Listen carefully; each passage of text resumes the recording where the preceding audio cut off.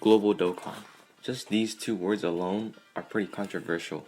It was constantly riddled with issues, complaints, and an overall bad game environment that made it hard for many players to enjoy consistently. Keyword in that sense being was. For me, I believe that Global has been able to make an extreme comeback from those months of bones and dust, which was like a desert in terms of content. So today I'll be explaining how Global Dokkan was able to do this and what led up to that comeback. Keep in mind this is almost all entirely from my perspective, so if I blanket the player base and you feel as though I'm not describing it properly, that's okay, and make sure you leave your thoughts down below.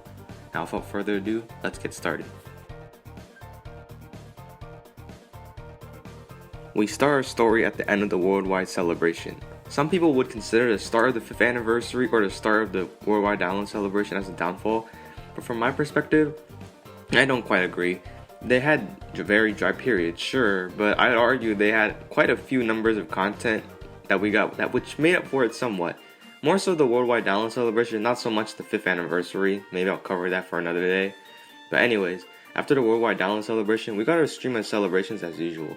These celebrations typically centered around stuff like EZA, Chain Battle, Battlefields, banners, and the like. So you may ask, what's wrong with these celebrations? Well, on the surface level, sure, they may seem alright, but upon reflection and from a global player's perspective, I can tell you that it was bad. And sure, we got some stuff to keep it somewhat interesting, such as same time events such as LR Bojack, Gohan, and Dragon Ball Heroes, but those are few and far between. When you drop constant campaigns that barely add anything fresh or new a majority of the time, your player base will get bored. I can attest for that. Keep in mind, this was not just a brief 2 to 3 month period. This period of constant copy and paste campaigns lasted from October to early May, almost a full year of dead campaigns with maybe only 1 or 2 of them being quite interesting. That is absolutely ridiculous, and that's just the tip of the iceberg of the problems.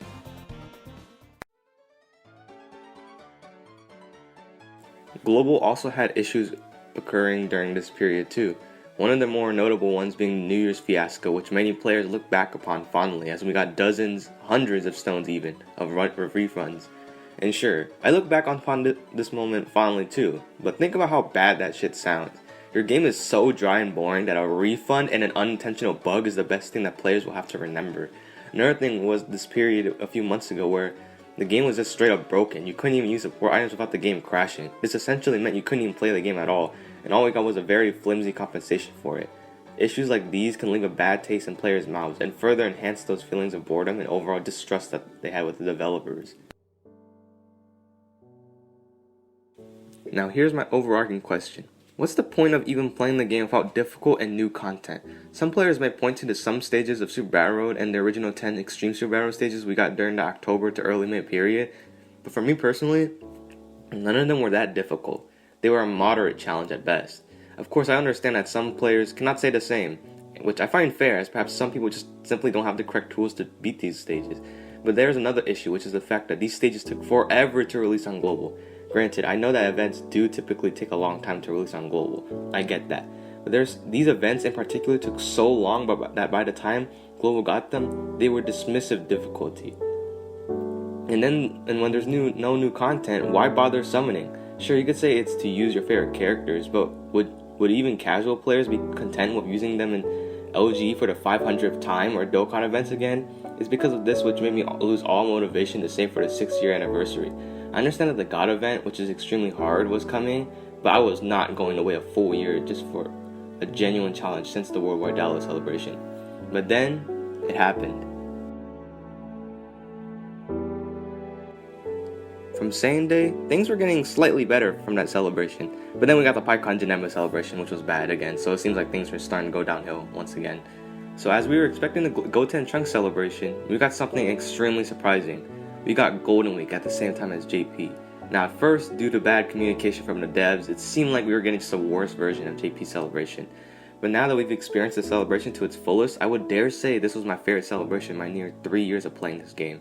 Think about how much stuff we got. We finally got the category Extreme Super Battle, which took almost a year to happen, so that was good. Then we got the Super Saiyan 4 EZAs, super good units that are arguably the most hyped Dokkan Fest exclusive EZAs in a while, besides maybe Int UI Goku. Then we got all the usual stuff we expect from celebrations like Chain Battle and EZA areas, but even here they were good because they were good complementaries to the main course rather than being the center of attention. Then we got one of the best things that could have possibly happened. we got the GT Legendary Goku event at the same time as JP. Granted, it was far harder on Global, but I couldn't believe it. Global and JP getting hard content at the exact same time. The last time I could recall that happening was maybe back in 2019 with the 300 million download celebration. Hell, we even got Piton Battle, which made the last days of the celebration not even so bad. With all this and the fact we got arguably better banners than JP, I'm telling you right now, this was one of the best times to be a Global player. And for me personally, this gave me my initiative to start saving and playing again for the anniversary, as I now had something to strive to beat, which is these legendary Goku event missions. I still haven't done power absorption and corroded body and mind, by the way.